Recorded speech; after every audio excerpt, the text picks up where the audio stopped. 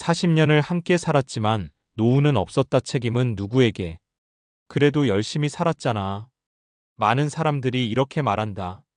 새벽같이 출근하고 야근하고 아이들 키우고 집 장만하고 그렇게 40년을 살았는데 막상 은퇴를 앞두고 보니 남은 게 없다.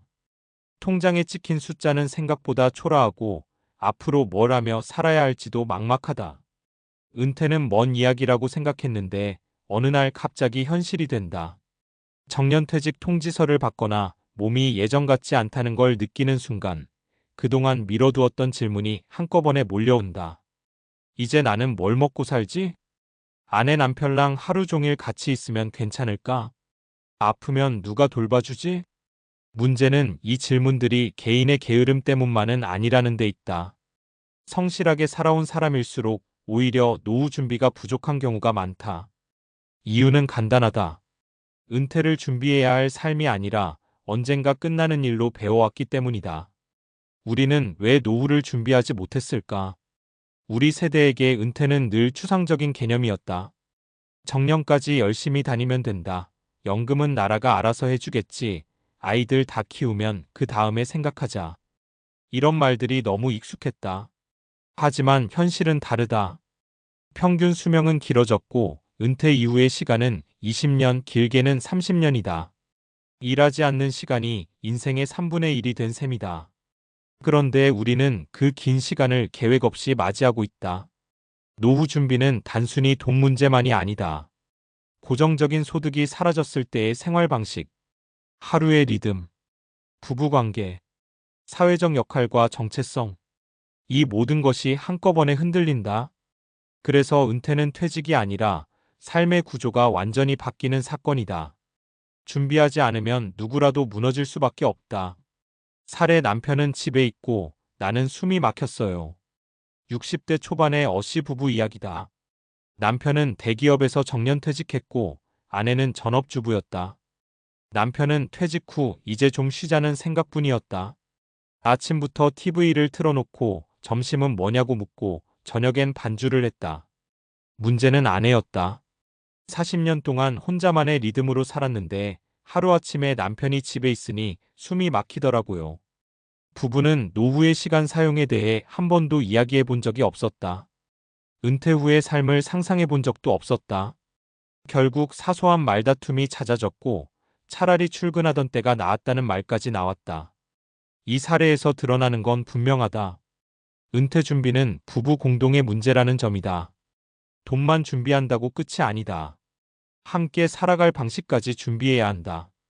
사례 연금만 믿었는데 생활이 안 됩니다. B씨는 공무원 출신이다. 주변에서는 연금 받으니 걱정 없겠다고 말했지만 현실은 달랐다.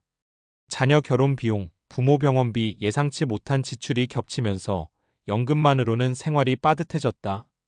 젊을 때 조금만 더 공부해서 다른 수입원을 만들어 둘 걸 그랬어요. 은퇴 후 재취업을 시도했지만 나이의 벽은 생각보다 높았다. 결국 단기 아르바이트를 전전했고 자존감은 점점 떨어졌다. 여기서 중요한 건 은퇴 후에도 소득의 구조가 필요하다는 사실이다. 큰 돈이 아니어도 좋다. 꾸준히 들어오는 작은 수입이 삶의 안정감을 만든다. 은퇴 준비는 얼마를 모았느냐보다 어떻게 계속 살아갈 수 있느냐의 문제다. 사례 일을 그만두니 내가 사라진 느낌이었어요. C씨는 은퇴 후 우울증 진단을 받았다. 돈도 어느 정도 있었고 가족 관계도 나쁘지 않았다. 그런데 이유 없이 무기력했다. 회사에 다닐 땐 내가 쓸모 있는 사람 같았는데 그만두고 나니 아무도 나를 찾지 않더라고요. 이 사례는 은퇴가 정체성의 위기로 이어질 수 있다는 걸 보여준다. 우리는 이를 통해 사회와 연결돼 왔다. 은퇴는 그 연결이 끊기는 경험이다. 그래서 취미, 봉사, 공부, 새로운 역할이 반드시 필요하다. 노후 준비란 결국 나는 어떤 사람으로 살 것인가에 대한 답을 미리 찾아가는 과정이다. 책임은 누구에게 있을까? 이쯤 되면 묻게 된다. 책임은 누구에게 있을까? 개인일까, 가족일까, 사회일까? 정답은 하나가 아니다. 개인은 준비할 기회를 제대로 배우지 못했고, 가족은 생계에 몰두하느라 미래를 이야기할 여유가 없었고, 사회는 오래 살게 만들었지만 오래 사는 법은 가르쳐 주지 않았다. 하지만 분명한 건 지금이라도 이야기를 시작해야 한다는 것이다. 은퇴는 실패가 아니다. 준비하지 않았을 뿐이다. 40년을 함께 살았다면 이제는 남은 시간을 어떻게 살 것인지 함께 고민해야 한다. 노후는 끝이 아니라 또 다른 삶의 시작이기 때문이다. 늦었다고 느낄 때가 가장 빠른 이유. 많은 사람들이 이렇게 말한다. 이 나이에 뭘 준비해요? 이미 늦었죠. 그런데 이 말은 사실 과학적으로 틀린 말이다. 노후 준비는 특정 시점 이전에만 가능한 일이 아니다. 오히려 심리학, 뇌과학, 노년학 연구들을 보면 은퇴 직전과 직후가 삶의 방향을 재설정하기에 가장 중요한 시기라는 결과가 반복해서 나온다. 미국 심리학회 APA의 연구에 따르면 은퇴 후 23년은 개인의 생활 습관과 정체성이 다시 형성되는 가소성 높은 시기다. 이때 어떤 활동을 선택하느냐에 따라 이후 2020년의 삶의 만족도가 크게 달라진다. 쉽게 말해 뇌와 삶 모두 아직 굳어있지 않다는 이야기다. 우리가 흔히 사람은 나이 들면 변하지 않는다고 말하지만 뇌과학은 다르게 말한다. 인간의 뇌는 노년기에도 새로운 자극이 주어지면 신경 연결을 계속 만든다. 이걸 신경가소성이라고 한다. 즉, 은퇴 후 새로운 역할, 새로운 배움, 새로운 사회적 관계를 만들면 정신적 노화 속도를 실제로 늦출 수 있다는 뜻이다. 돈보다 중요한 건 통제감이다. 노후 준비 이야기만 나오면 전부 돈 얘기로 흐르기 쉽다. 물론 경제적 준비는 중요하다. 하지만 여러 연구에서 공통적으로 강조하는 핵심은 따로 있다.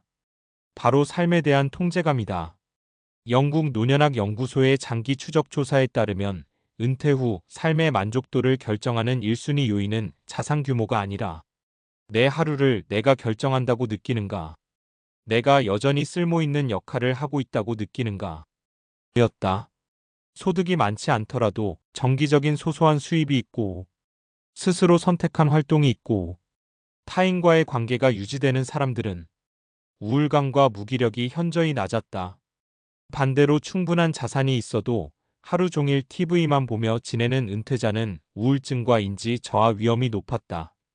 이건 개인의 성격 문제가 아니라 뇌가 자극을 잃었기 때문이다. 은퇴는 쉬는 시기가 아니라 방식이 바뀌는 시기. 여기서 가장 중요한 인식 전환이 필요하다. 은퇴는 쉬는 시기가 아니다. 일하는 방식이 바뀌는 시기다. 젊을 때는 조직이 하루의 구조를 만들어줬다. 출근 시간, 업무 목표, 인간관계, 보상 체계가 이미 정해져 있었다. 하지만 은퇴 후에는 이 모든 걸 스스로 설계해야 한다. 그래서 준비 없는 은퇴는 갑자기 무직 상태에 던져진 것과 비슷하다. 아무리 체력이 좋아도 방향이 없으면 금방 지친다. 반대로 명확한 계획이 있으면 에너지는 생각보다 오래 간다. 노후 준비란 거창한 인생 계획이 아니다. 일주일에 몇 번은 밖에 나갈지, 어떤 사람들과 관계를 유지할지, 내가 기여할 수 있는 영역은 무엇인지, 이 정도만 정리돼 있어도 삶의 안정감은 크게 달라진다. 결국 책임은 지금의 선택으로 돌아온다. 다시 처음 질문으로 돌아가 보자. 40년을 함께 살았지만 노후는 없었다. 책임은 누구에게 있을까? 과거의 책임을 따져봤자 삶은 바뀌지 않는다. 중요한 건 지금 이 순간부터 어떤 선택을 하느냐다. 은퇴는 이미 시작됐거나 곧 시작될 미래다. 피할 수 없다면 준비하는 수밖에 없다. 과학은 말한다. 사람은 노년에도 변할 수 있고 삶의 만족도는 다시 설계할 수 있으며 은퇴 이후의 삶은 준비한 만큼 달라진다. 노후는 벌칙이 아니다. 다만 아무도 가르쳐주지 않았던 삶의 단계일 뿐이다. 이제라도 이야기하고 배우고 준비한다면 40년을 함께 살았고 남은 시간도 함께 살아갈 수 있었다는 말로 바뀔 수 있다. 지금부터라도 늦지 않았다. 오히려 지금이 가장 현실적인 출발선이다.